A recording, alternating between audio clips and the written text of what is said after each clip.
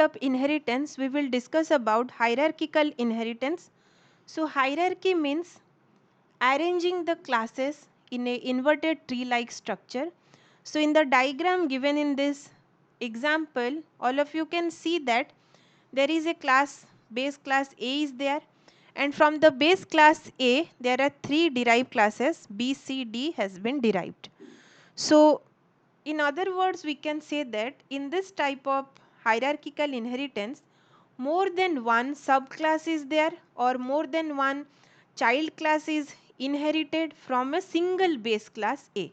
So one single base class A or single parent class A is present, whereas multiple number of derived class is there, that is B, C, D or any number of derived class you can take.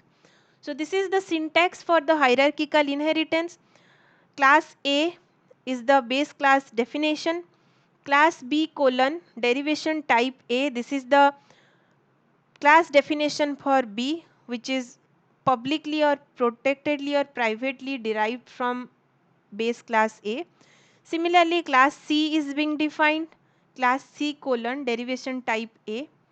Class D colon derivation type A. So all are derived from the base class A.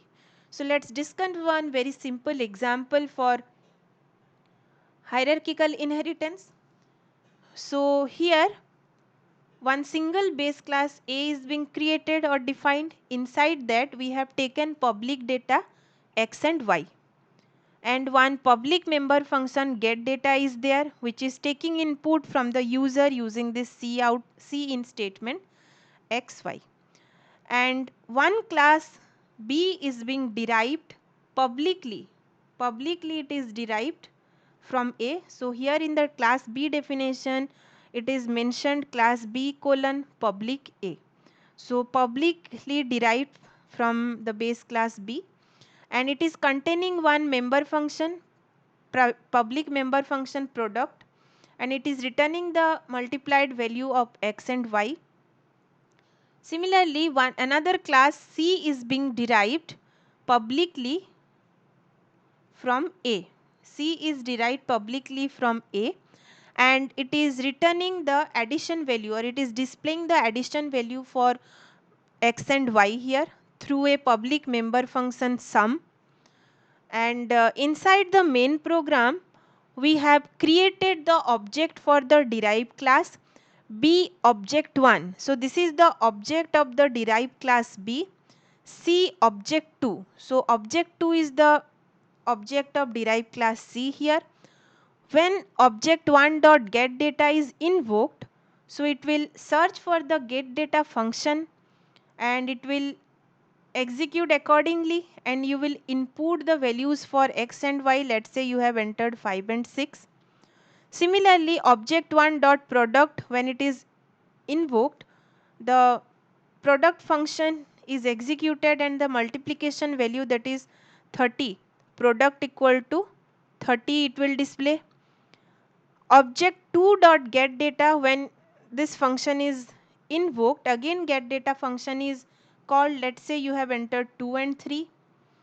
Object 2 dot sum function is called, so at that time the public sum function is called and the summation value, that is 5, it will return. Sum equal to 5 it will return. So this is about a hierarchical inheritance, and here you can see one base class is there and 2 derived class are there, which are publicly derived from the previous base class. Another type of inheritance is our hybrid inheritance. So hybrid inheritance, here basically these are the combination when more than one kind of inheritance are combined, it results a hybrid inheritance. By combining more than one kind of inheritance. And here in this example, in the given figure, you can imagine that this is a single inheritance, this is a multiple inheritance, these are combined to result a hybrid inheritance here. And for this hybrid inheritance, this is the syntax. This is class A definition, class B definition, which is inherited publicly from A. Let's say publicly, any derivation type you can take. class C definition. For this class C, we have written the definition here. Now class D, which is derived from class B and class C. Publicly it has been derived from class B and class C. So this is the syntax for hybrid inheritance. So let's discuss one very simple example for hybrid inheritance. In this example, there is a class stu is a class we have taken. Inside that, two private data member int id and character name we have taken. One public member function get stu we have taken to input the name and id. To input the name and id, student id and name we have input through this function. Another class mark is being derived publicly from the student. So another class mark is derived publicly from the student, and inside the mark class protected data MPC are taken, and using a get mark function we are inputting the three subject mark MPC here. And another class sports we have taken. Sports is another class. Sports is another class, and inside the class sports protected data SP mark and one public member function get sports is there. So we are inputting the sports marks through this get sports function. And another class result is defined here, which is publicly inherited from mark and sports. So result class we need to construct, which is inherited or which is constructed from mark class and sports class publicly. So this is a hybrid inheritance, we can say. We have constructed this pictorial representation, and inside the class result one private data int dot is taken to calculate the total marks. For average mark AVG is there. One public member function void so is there to display the total mark and average mark of the student.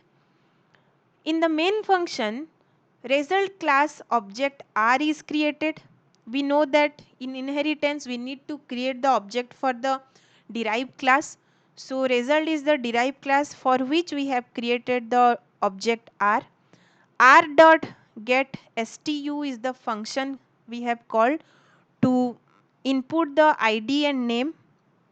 So this get function will be called to input the ID and name. So enter student ID and name. Let's say you have entered 211 as a ID and Ram as the name. Next, r dot get marks function is called. So when this function is called, we need to input the marks for three subject. Enter three subject mark for MPC 23, 25, 21 has been inputted. Then get sports function is called. So get sports function, basically it is inputting the marks for sports marks. So enter sports marks, then the user has entered 22. And finally r dot show function is called, which is present in the result class. R dot show function, it is calculating the total value, average value, and it is displaying. We know that MPC are the protected value, and this protected value remain protected in the class result also. Similarly, all the data which is taken in the sports class means that will be also protected in our class result, because we have taken public kind of inheritance. So overall, after execution of this particular program, this output will be generated, and this is the pictorial representation for the hybrid inheritance. Thank you.